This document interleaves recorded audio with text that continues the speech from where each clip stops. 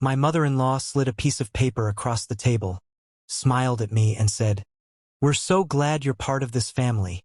It was a mortgage agreement for 15 years. For an apartment that wasn't mine, wasn't my husband's. But somehow, I was expected to pay most of it. And when I pushed the paper back and said no, my own husband said nothing. Nothing. If you've ever been treated like a bank account by the people who were supposed to love you, stay right here. Because what happened next changed everything. And before we go further, hit that subscribe button right now. Because every week on this channel, I tell stories about real people who finally stopped being convenient and started being free. You do not want to miss what's coming. Asterisk. My name is Sarah. I grew up in a small house in Columbus, Ohio with my mom and my stepfather, David. My biological father left when I was 3. I don't even have a clear memory of his face. Just a blurry outline, like a photograph left out in the rain. So when my mom married David, I was 7 years old and desperately hoping for something solid. Something permanent. David was a quiet man, carpenter by trade. Calloused hands, kind eyes, never raised his voice once in his life. He smelled like sawdust and old coffee, and every Saturday morning he'd make pancakes shaped like animals because he said, "A good breakfast should make you smile before you even take a bite." He wasn't perfect, but he was present. And for a little girl who had already learned what absence felt like, that meant everything. My mom, Linda, was different. Beautiful, sharp, restless. She loved David in her own way, I think. But she also loved control. She loved being the center of every room. And as the years went by, something shifted between them. Quiet arguments behind closed doors, long silences at the dinner table, a coldness that crept in like a draft you couldn't find the source of. By the time I was 16, their marriage was more of a shared address than a real partnership. When I turned 18, I left for college in Pittsburgh. Scholarships, student loans, 2 part-time jobs. I built my own life, brick by brick. I didn't have much, but it was mine. David called every Sunday, without fail. Rain, snow, holidays, Sunday at 11 a.m. My phone would ring and it would be him. He'd ask about my classes, my friends, whether I was eating enough. Small things. But those small things were the scaffolding holding me together during the hardest years of my life. My mom called too, but her calls were different. They were updates, reports. She'd tell me what was happening with her friends, her job, her frustrations with David. I was less her daughter in those moments and more her audience. I graduated, got a job in Chicago, built a real career in marketing. And somewhere in those years of building, I slowly stopped going home as often. It was easier to avoid the tension, easier to love my mom from a distance. But I always stayed close to David. I was 31 when David called on a Tuesday, not a Sunday. I knew immediately something was wrong. "Sarah," he said. And his voice had that particular quiet that people get when they're trying to be brave.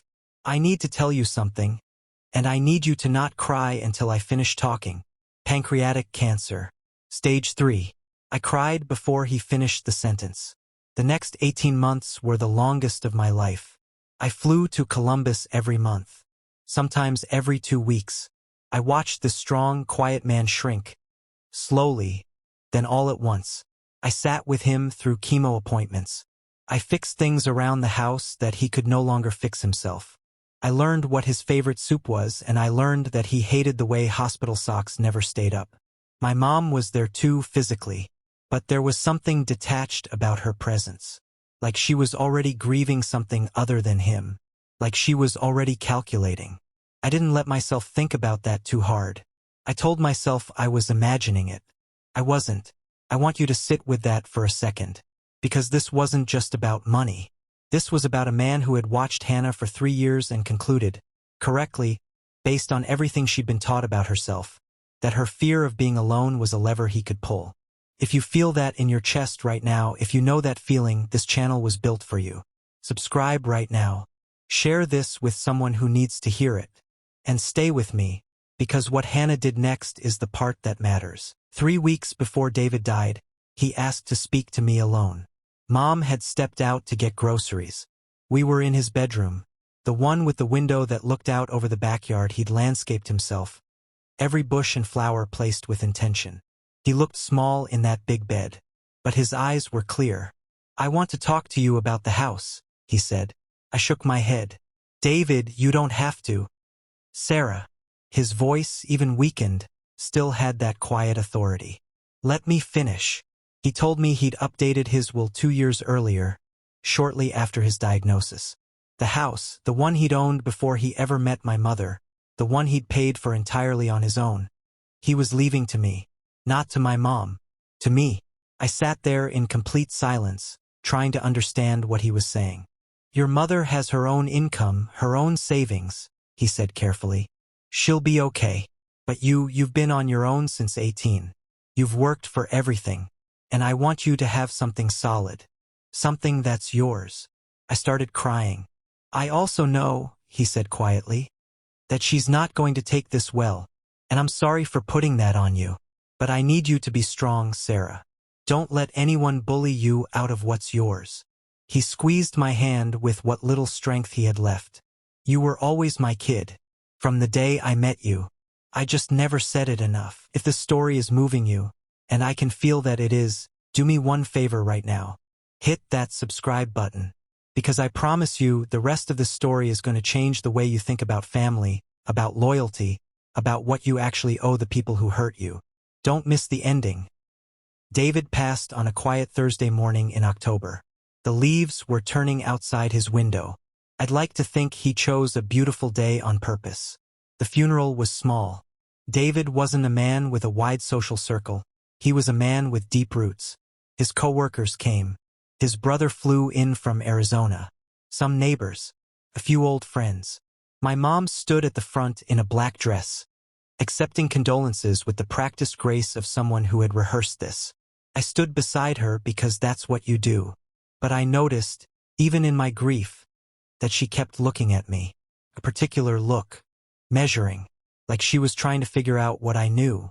The answer to that question came sooner than I expected. For days after the funeral, my mom called me into the kitchen. She'd made coffee. That was my first warning sign. She only made coffee when she wanted something. She sat across from me at the table David had built with his own hands, and she folded hers neatly in front of her. And she said, "I spoke to the attorney. I know what the will says." I said nothing. "I want you to know," she continued, her voice perfectly controlled, "that I will contest it. That house was my home for 22 years. I have rights. And if you try to claim it, I will spend every penny I have to fight you in court." The room felt very still. I looked at my mother, really looked at her, and I thought about David in that hospital bed, squeezing my hand, telling me to be strong. I took a slow breath. "Mom," I said, "I'm not going to fight with you today. We just buried David 4 days ago." "Then sign the house over to me," she said simply, "and there won't be a fight." "I'm not doing that either." Her eyes went cold in that way I'd known since childhood. The temperature in the room dropped 10 degrees. "He wasn't even your real father," she said. And there it was. The sentence she'd been holding in reserve like a weapon, waiting for the right moment to use it. I felt it land. I won't pretend I didn't. But I also felt something else underneath the pain, something firm. Something David had placed there deliberately. "No," I said quietly. "He wasn't my biological father. He was something better than that. He was the person who chose to show up. Every single day. For 24 years. She opened her mouth. "I'm not signing anything," I said. "I'm going to honor what he wanted. And I'm going to ask you not to contact me again about this until you're ready to have a different kind of conversation." I stood up, picked up my untouched coffee, set it in the sink, and walked out of that kitchen. She followed through on her threat. Her attorney sent a letter within 2 weeks. Grounds for contesting undue influence, claim that David was not of sound mind at the time the will was revised. It was a long shot legally, but it was designed to be expensive and emotionally exhausting. I won't lie, there were nights I almost gave in. Not because I thought she was right, but because I was tired. Grief is exhausting enough. Grief plus a legal battle plus the social pressure of extended family members calling to tell me I was being selfish. That combination nearly broke me. My aunt called. "Your mother is alone now," How could you do this to her? David's brother, Mike, called, but his call was different.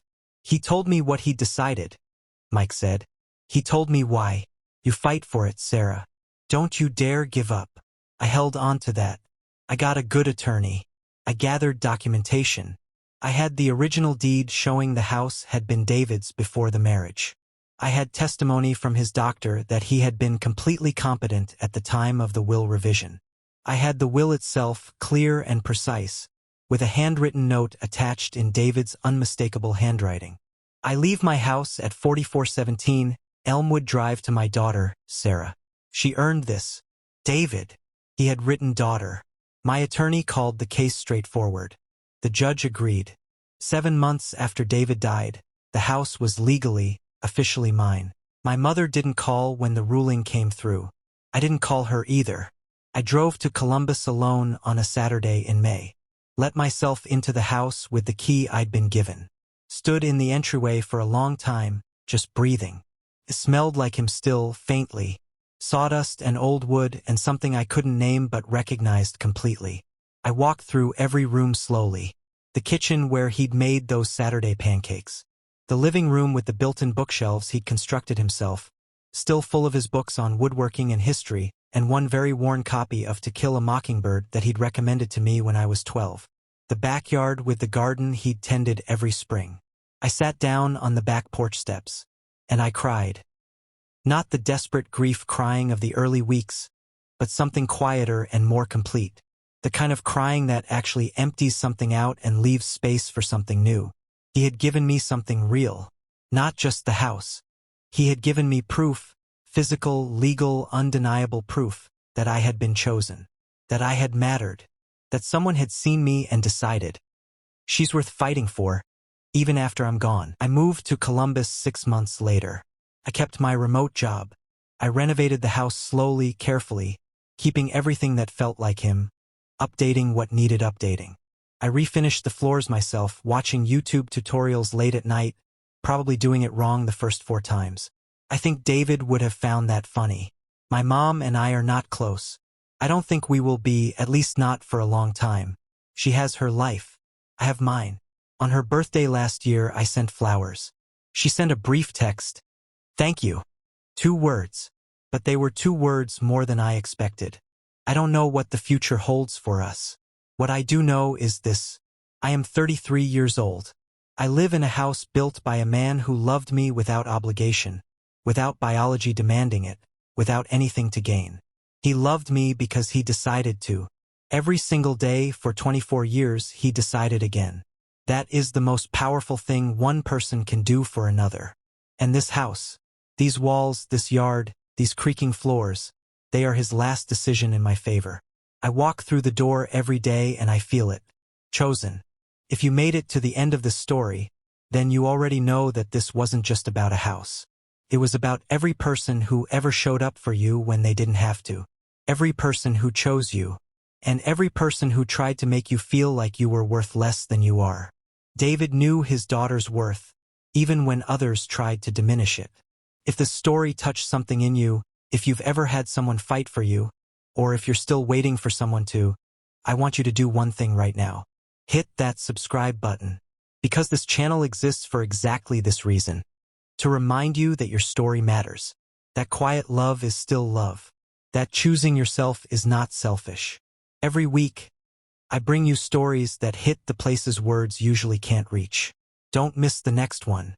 Subscribe. Share this with someone who needs to hear it today. And remember, being chosen even once, even by one person, is enough to change everything. Dedicated to everyone who was raised by someone who didn't have to love them, but did anyway.